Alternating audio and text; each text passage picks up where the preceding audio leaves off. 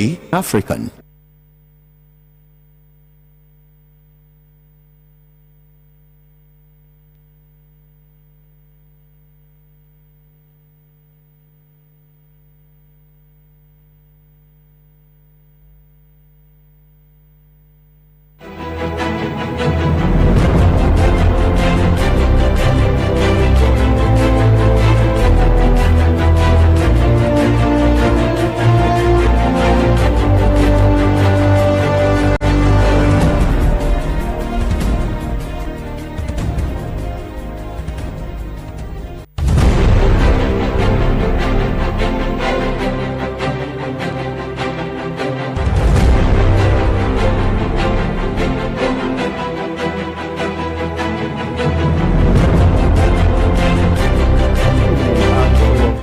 Your most authoritative evening political show in the country, Hot News.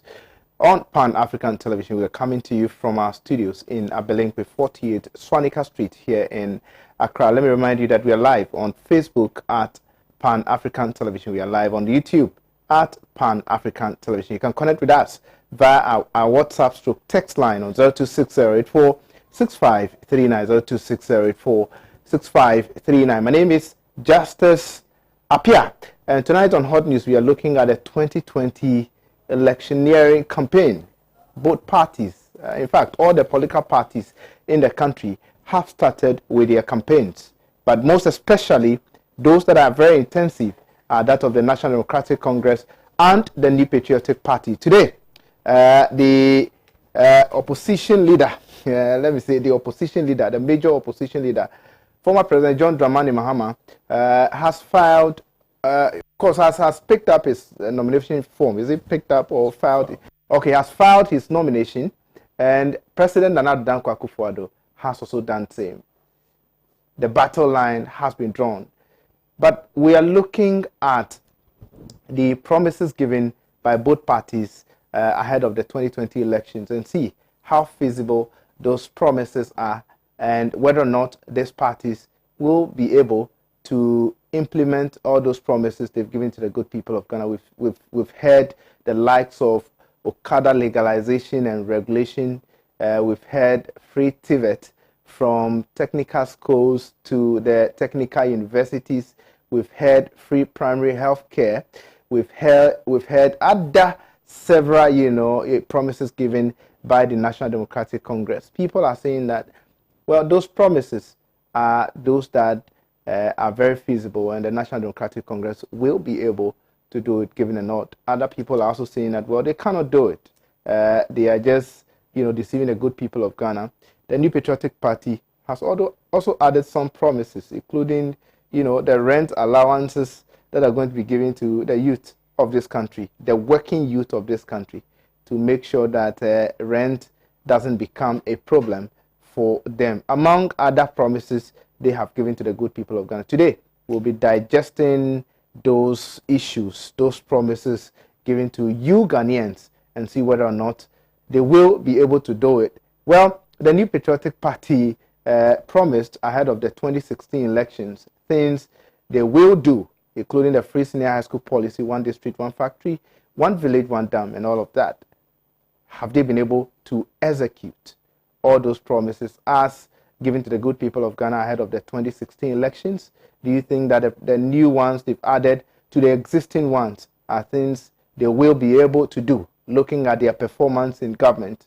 Well, let's look at that. Keep your messages coming in on 026084 6539, 026084 6539. Your messages, suggestions, questions, and whatnot should also be, left on our Facebook live post. We'll make a time and read all those out for you. Tonight on Hot News, I'm joined in the studio by Hamza S. Suhini.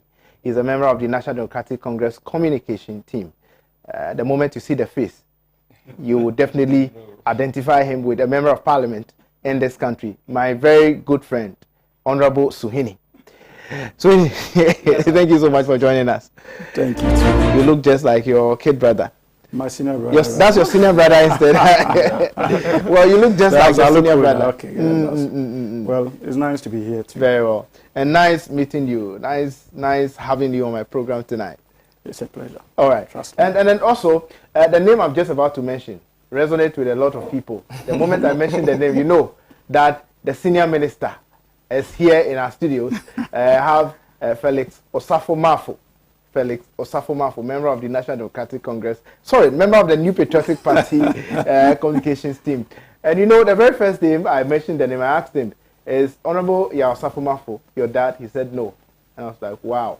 Anyway, my brother, how are you doing? Very well, very well. As for Osafo-Maafo, he's my Koforidia brother. You see that thing, yeah. Anyway, yeah. how is everything? Yeah, we're managing. Anyway. I think that it's been long. Yeah, even though we've been time. Speaking on phone and all that, but it's been long that I met you, and you're looking good.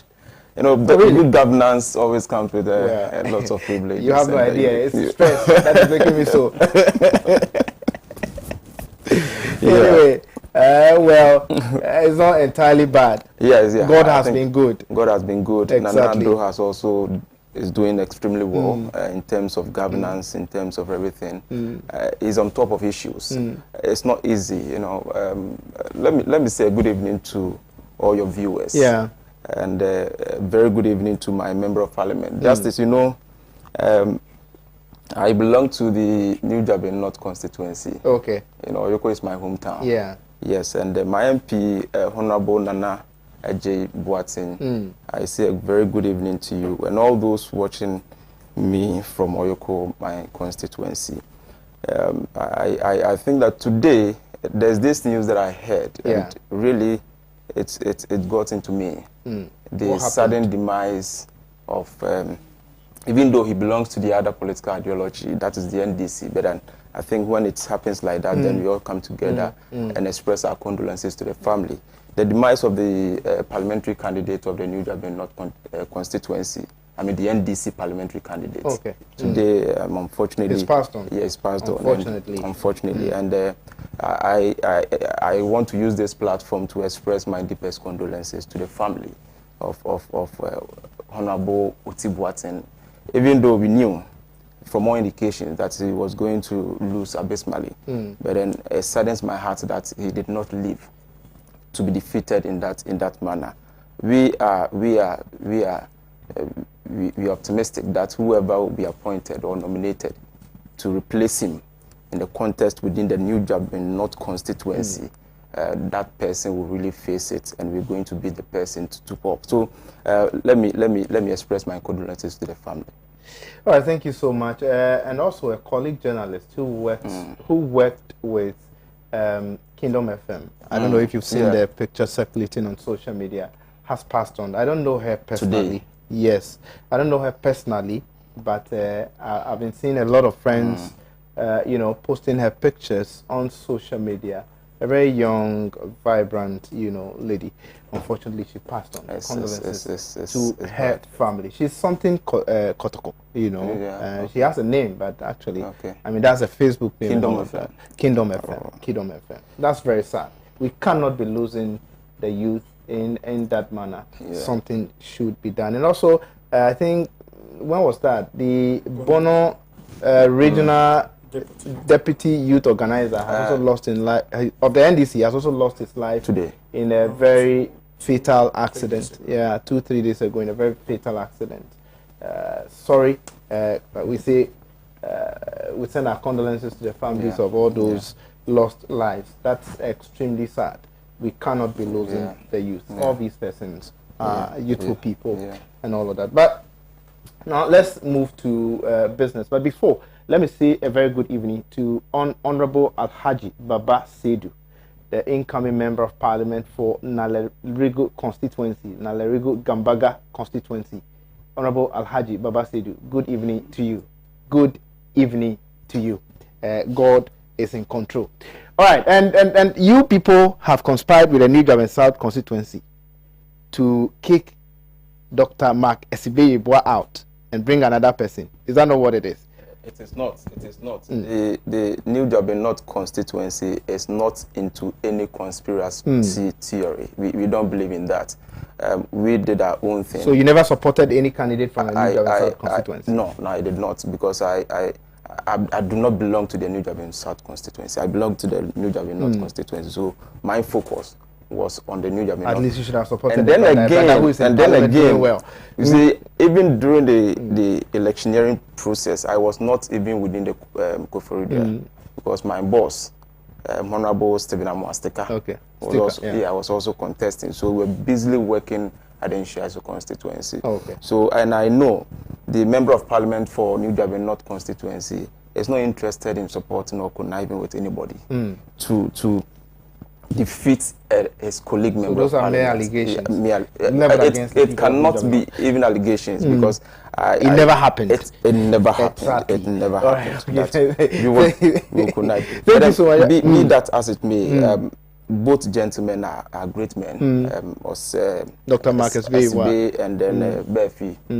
Super guys. But Appiah is doing well in parliament, so I don't see why the good people of New Jammeh South should vote. Democracy has brought it so that we don't only measure your performance at a certain sector. Democracy is saying, and our constitution, they said 1 term is 4 years. So when the period ends, you need to go through electioneering process again so that people will choose upon you whether or not you should continue. And that is what was done at New Jammeh South constituency. At the end, one person emerged winner, but then in totality, the NPP emerged winner within the constituency. And I know that the MP who lost will support the parliamentary candidate to making sure that Nanado's votes within the constituency and beyond would increase to the expectation that we are all looking for. All right, thank you so much, my brother. I would have myself to be blamed because I was part of the people who said that democratic coup, but no problem. No problem. I mean, next time, better luck next time for Dr. Marcus Appiah. I know when he comes back next 4 years, he'll snatch that seat once again. Hamza, your constituency. You vote within the constituency of your brother? Yes, for the first time. Okay. I think I've been voting in Tamale Central. You remember that I was working with the Honorable Alhaji Yunus Afesina. Exactly. That's my very good friend also. But this time around, he's not going. It is only natural that I go back to my constituency. And support your brother. Specifically my brother's constituency, to give of my best. Honorable Al-Hassan. Support. And I'm confident that in this election, the Honorable Suhine will give more than 80% of the votes in Tamale North to the NDC, if you like, President Mohammed's effort to more or less get to the presidency again. But Justice, you see, we are living in quite interesting times. Interesting in the sense that even our own colleagues, I could deduce from your engagement with him, it appears that even internally they are not spared the machinations of the Nanado-led NPP and government. You say machinations. You see, clearly, it is not, it is out of the ordinary for you to go to primaries and all committee heads, who in most cases were seen as sympathizers of the Allen bid for presidency, have lost their seats. It is not out of the ordinary. In other words, are you saying that Marcus Appiah is a in other words, I'm telling you that even members of the New Patriotic Party are not spared the vindictive politics of the Nanado-led NPP. And most importantly, his character. So if their own members are faced with this unfortunate reality of vindictiveness, you and I should be worried as ordinary Ghanaians, and that is troubling. You see, it is okay for us to tout democratic processes, electoral choice. It is beautiful for us to tout it. But beyond that, we must begin to ask questions about the conduct of those who lead these political parties.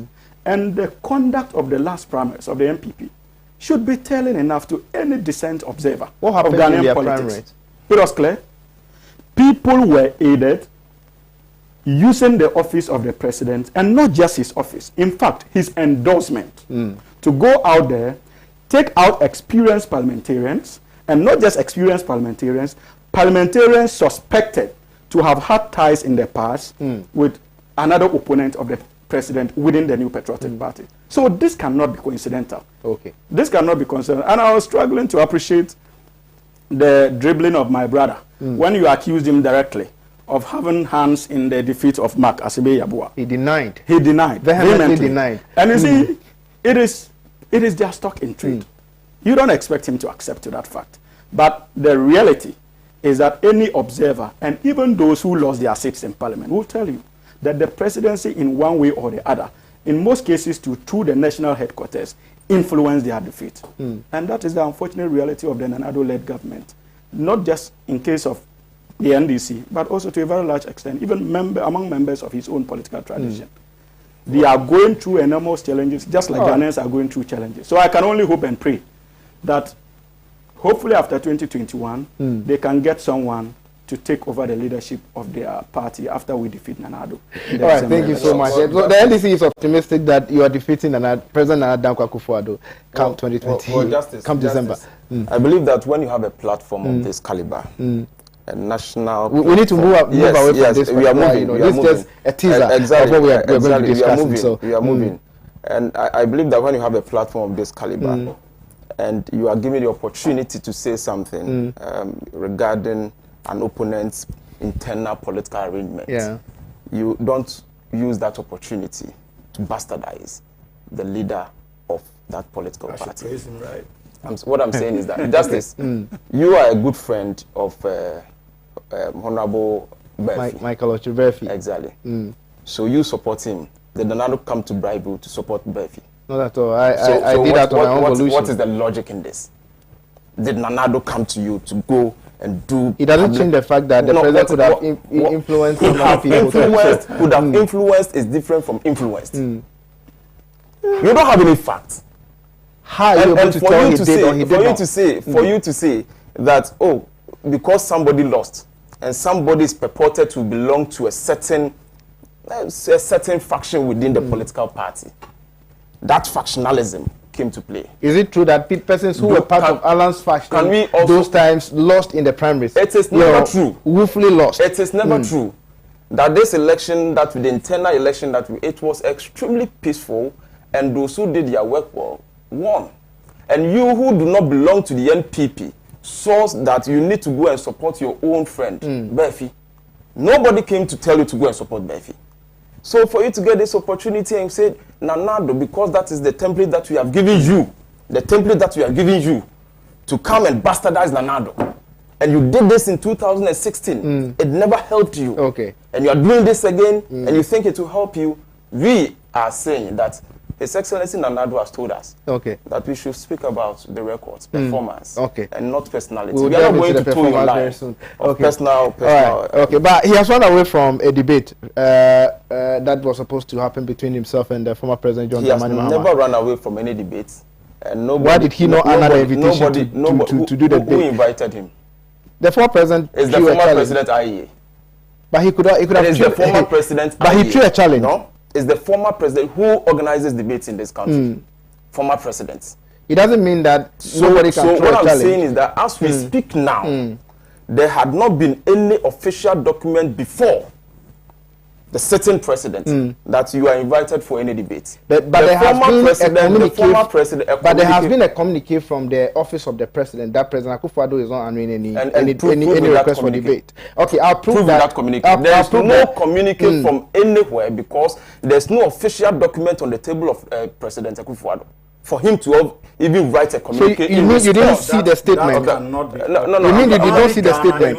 Ghana officially wrote to the President of the Republic of Ghana and informed the President of the Republic of Ghana their willingness to host a debate between President Nanado and that of John Dramani Mahama in less than 24 hours. Please, in less than 24 hours. His Excellency John Dramani Mahama indicated publicly his willingness to partake in that debate. Nanado, on the other hand, wrote officially to them and indicated his willingness to part of that debate. That point well made. But you know the difference between you having a willing to do something and you inviting with dates and time and venue. Okay. You have not invited anybody with date and time and venue. You said I have a willing to do something, so it's an invitation. I have a willing to tomorrow. I'm struggling to understand I'm also struggling to also understand what you're saying because let's move away from this. You understand? But I'm very much aware that, you know, they're having challenges, of course, through to the president for an infrastructure debate.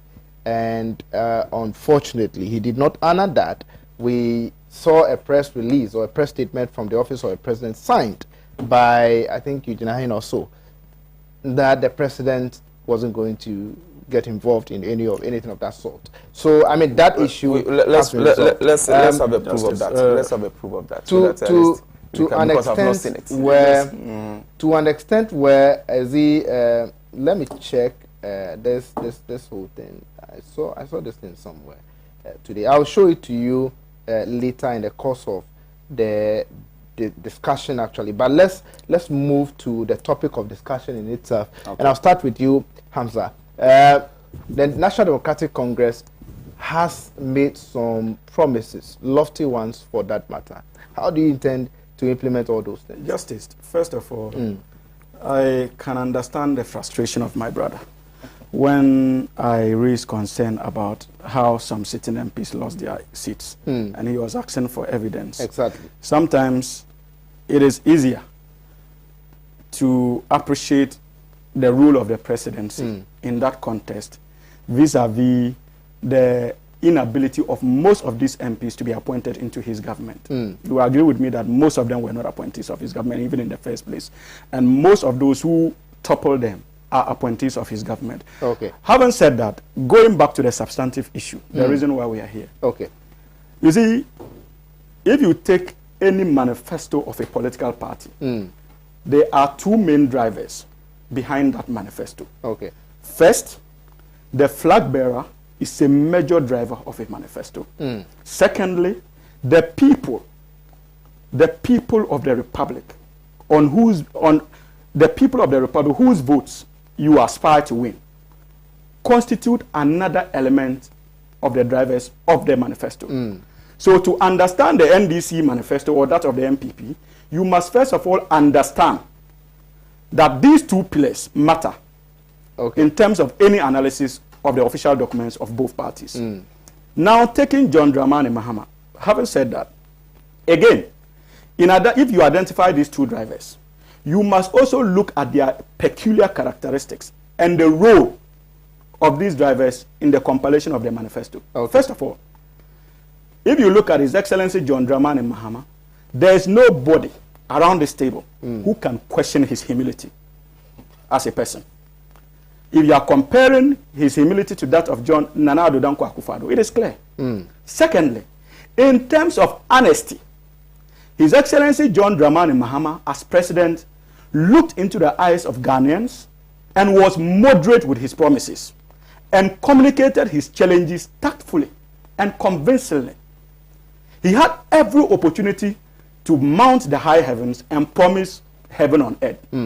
But knowing that it was not the right thing to do, His Excellency as president more or less moderated his expectations and his promises to the Ghanaian people. So that was another mark of honesty.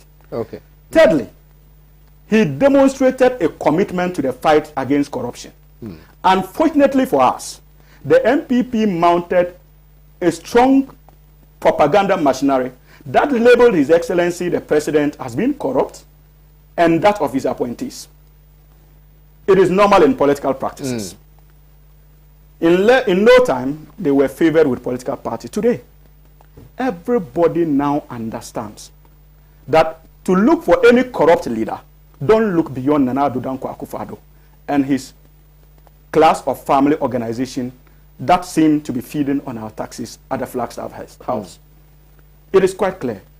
It is therefore not surprising that when they went to launch their manifesto, the book we are coming to talk about, throughout their manifesto launch, they deliberately found a way of avoiding discussions on corruption. A song they sang throughout the 2016 campaign period against His Excellency John Dramani Mahama and the National Democratic Congress. But when it comes to corruption, they promised the Special Prosecutor's Office. I am coming. I'm telling you that the last manifesto, just this manifesto, implemented. We are talking about the 2020 manifesto. I will get to the basics of the 2016 manifesto. All right. We are talking about the 2020 manifesto. Having said that, so if you look at these two personalities, Justice, it is clear that His Excellency John Dramani Mahama stands tall. Again, if you look at the NDC manifesto, I have always said that the manifesto is historic, curative, and futuristic. Historic in the sense that never in the history of this Fourth Republic have we had a situation where a political party invents a system of engaging directly with the people to promulgate a manifesto like we did.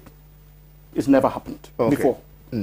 Now, I say it is historic also because that document we call the NDC manifesto can be traced, its spirit can be traced to the 1992 Constitution. You and I know that after independence, we struggled through with our democratic practices. The NDC, out of vision, that was the PNDC, out of vision, again took governance back to the people.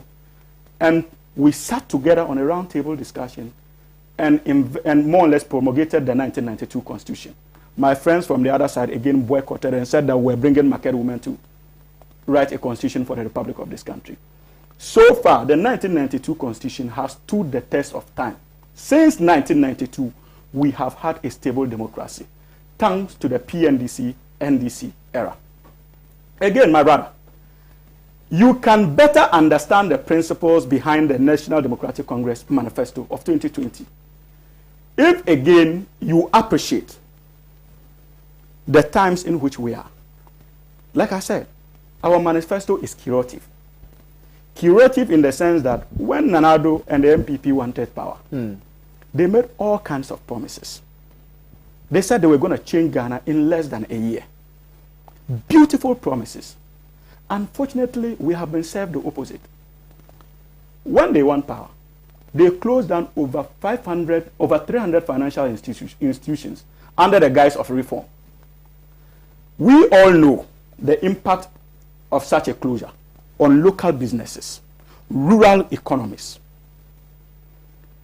At the back of that, many contractors are suffering today because of government's failure to pay them. Thirdly, our educational sector, even under the guise of reform called free senior high school, what we witnessed in the last BEC, be very honest with me, since independence, have we witnessed something like that? Basic education, senior secondary school education students, what's the name? Students, rioting across the country. We never experienced that in this country. So you cannot refer to that as positive transformation. I am not even going to waste my time and talk about the challenges bedeviling the free senior high school, which we have indicated in our manifesto that we are going to resolve. My brother, you will also agree with me that corruption under this government has become synonymous with the name Nana Addo Dankwa Akufo-Addo and his family clan association. How? We woke up to the bizarre arrangements behind the handing over of our energy sector to the family members of Nana Addo, PDA, under the guise of PDA, another disguised transformation meant to loot.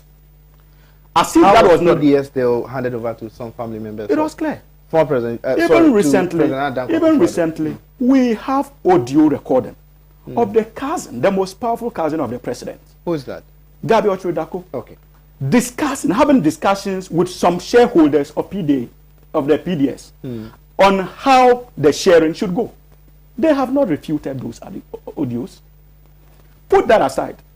Recently, we are witnesses of the attempt to mortgage our gold royalties.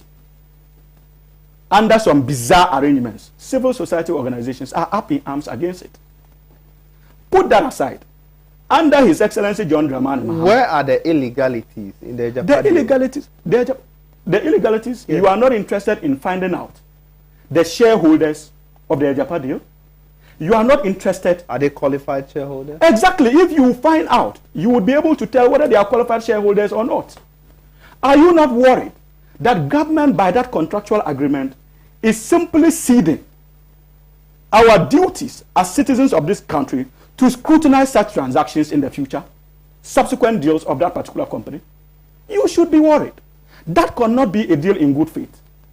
And these are some of the concerns we are raising. Again, under His Excellency John Dramani Mahama, a minister, a deputy minister of state, was accused of saying on audio that she intends to raise $1 million. She earned a sack from Mahama's government.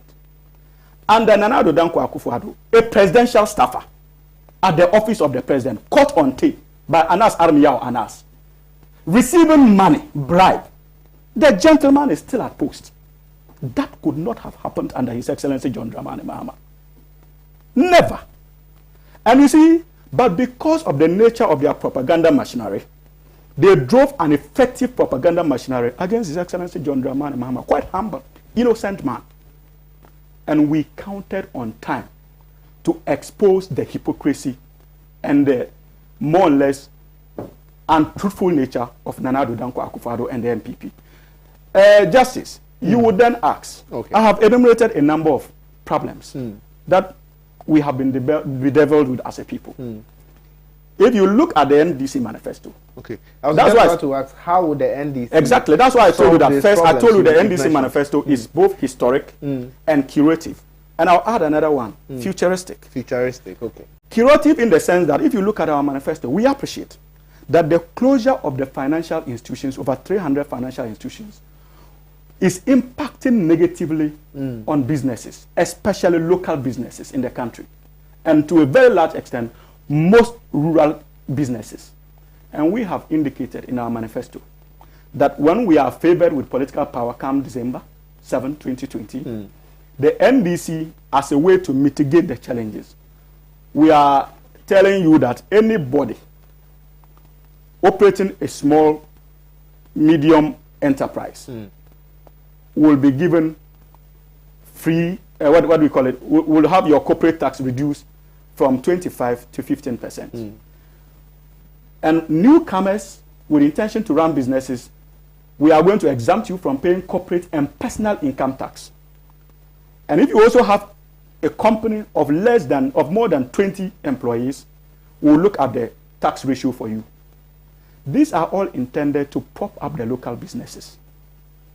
The impact of the closure, of the bizarre closure of financial institutions, must be remedied. And the NDC has proposed that curative measure. That's why I told you that it's curative. If you look at the Free Senior High School, never in our history have we had students lying outside with their chop boxes. Never in our history. I'm a teacher. I've taught in my, I'm a trained teacher, so I've taught, I can speak to the challenges of students. So in the history of this country, we've had students sat under trees.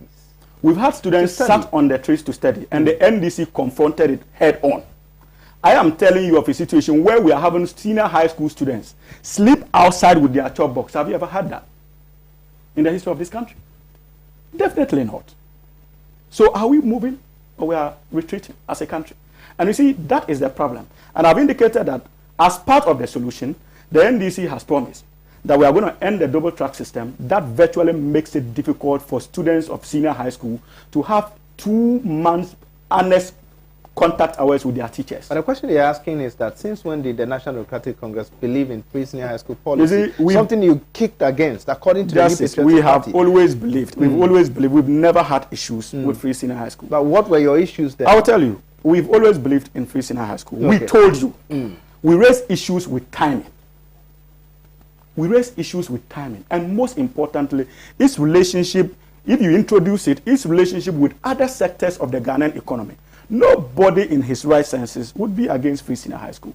And that is why His Excellency President John Dramani Mahama even indicated in 2012 that it was a requirement under the 1992 Constitution and that we must work towards it progressively so that we don't distort the achievements we have made. And just let me add this. We have indicated our willingness to be curative in that regard. Cancel the double track system, then we'll look at ways of expanding infrastructure in the free senior high school and more or less increasing the numbers along the way. That is an honest commitment by His Excellency John Dramani Mahama and the NDC. And again, I have indicated that it is futuristic in the sense that we told you, just end on that for me. I'll come back to you once again for round 2. But let me just end on the on future. When I said it's futuristic in the sense that you and I know that COVID-19 has tested our conventional business models. And there's the need for us to review our conventional business models. The NDC has thought of that and its implications it will have in the future as far as Ghanaian economy is concerned. And that is why we have introduced the Codis program, intending to train about 1 million people in IT, because you know that IT played a crucial role during the lockdown and kept most economies active. The NDC appreciates that reality, and there's the need for us to be futuristic in terms of our promises to the people. And that is why we included that. If you train 1 million people in web design, all kinds of applications, what it simply means is that you are expanding the IT market space for other industry players to take advantage of, even in times of challenges. So clearly, our manifesto is a manifesto that speaks to the wishes of the Ghanaian people. And most importantly, it's not just speaking to the wishes, it's actually a reflection of the wishes of the Ghanaian people, because we engaged them.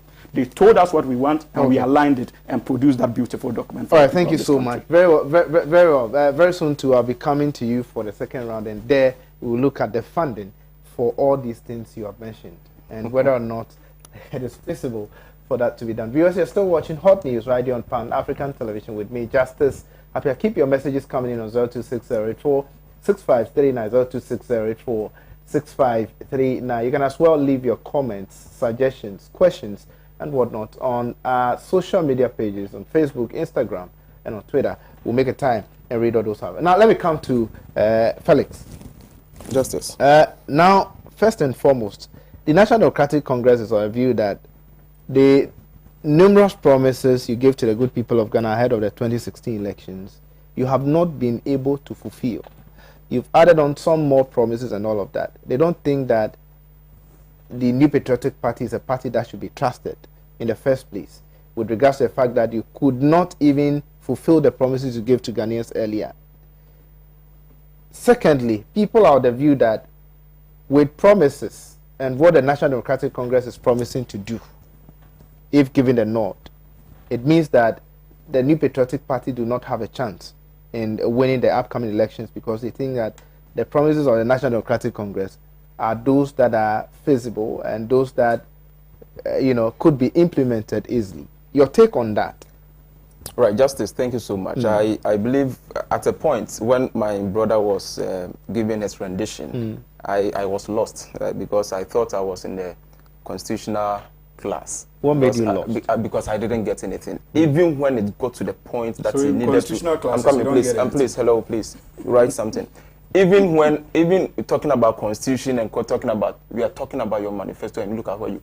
Even when it got to the point that he needed to mention issues about their manifesto, he was fumbling.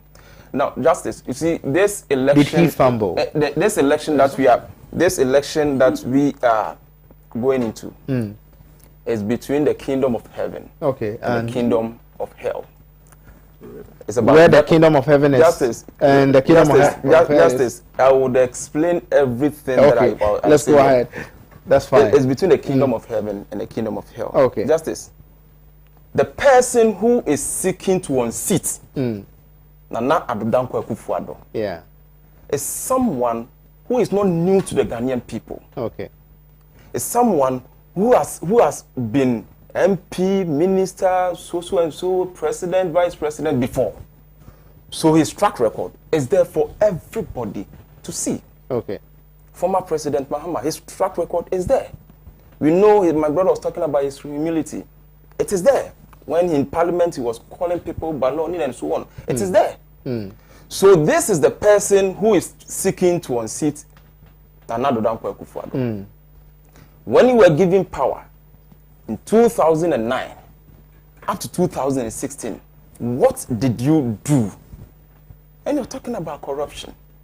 A president who was able, at the eve of him leaving office, able to sign about 60% of our bauxite reserve to his brother. Okay.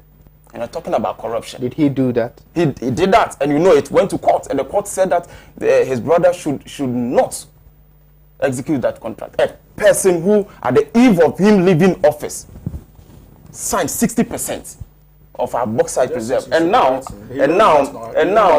as please write what. And now, as we are speaking, the opportunity to respond to you, Hamza. You used about 35 to 40 minutes. You didn't say anything. And now, as we are speaking, we have leveraged only 5% of our bauxite, and that's what it's doing for us. Is the roads and the hospitals that you see around. Justice. You see, when we took office in 2017, people were of the view that a free SHS perhaps would have come in the year 2019 or 2020, because they saw that it was a huge promise that Nana Addo Dankwa Akufo-Addo could not even implement. And my brother said nobody in his right senses will say free SHS was not good. And I'll reverse his mind to something. That even his own flag bearer said that free SHS, what they need is not free SHS in Ghana. But even his own general secretary, yes, and we have the records here and I can prove everything to you. Did he say free SHS is not good? Even his own general secretary said that what they need is not free SHS. So we knew, and they said, Leo Kran also said that free SH can materialize in 20 years and over. But they started progressively free senior progressive when they were living about 31 million. How different is that from your free senior high school policy? About 31 million Ghana cedis. Even progressive, when they were living, they left a debt, even on the progressive, of 31 million Ghana cedis. Okay. What progressive education is that? So, Justice, we came to office and decided that we would implement the free SHS. And the free SHS that we implemented, of course, came with some challenges. And we are solving the challenge. Today, as I speak with you, the person who founded Ashesi University, a renowned educationist, is saying that the free SHS is a novel and smart thinking that the NPP brought. The person who founded Ashesi. And now if you are talking about great universities in this country, private universities, Ashesi University is one of them. And it's a free SHS or double track. It's a novel and smart policy. And you are sitting here and said what? Now when we also implemented the free SHS, against all odds, we said no, our farmers, we need to do something to them. What are we also going to do?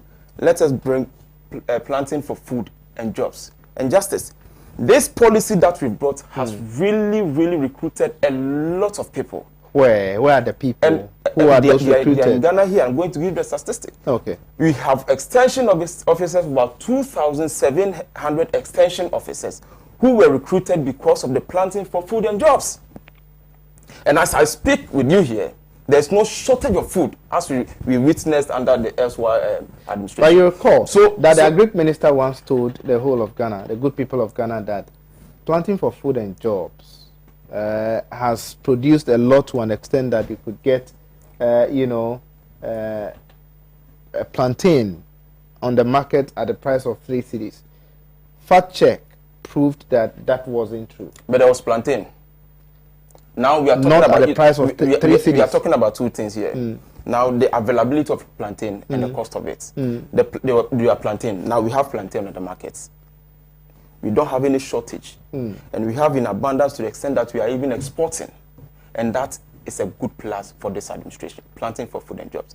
We have gone further to say that no, when you were in office, the person who is seeking to unseat Nana Addo, when he was in office, he was given everything that he should get.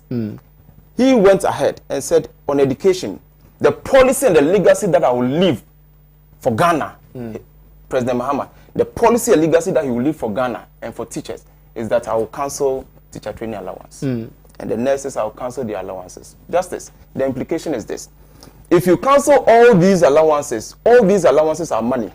So if you cancel, you have to get all this money before you. At the end of the day, what he came telling us was that left, right, center, every day, all that we were listening and hearing on the media platform and everywhere was corruption. The NDC says that they now did not, what we are doing. We'll move to corruption pretty soon. But the NDC says that they did not cancel teacher training and nurses training allowances. What did they cancel? What they did was that they took away the allowances and replaced it with student loan. So they cancelled it. It was replaced with student loan. I'll come to you. Respond to that. Respond to those things. Now, we cannot discuss this without looking at the context in which that was done. Yes, and the context is very important. The NDC has given explanation as to why that was done. They said at the time there was a quota system in nurses training and teacher training colleges. They at the time feel that, well, we could have admitted a lot more people.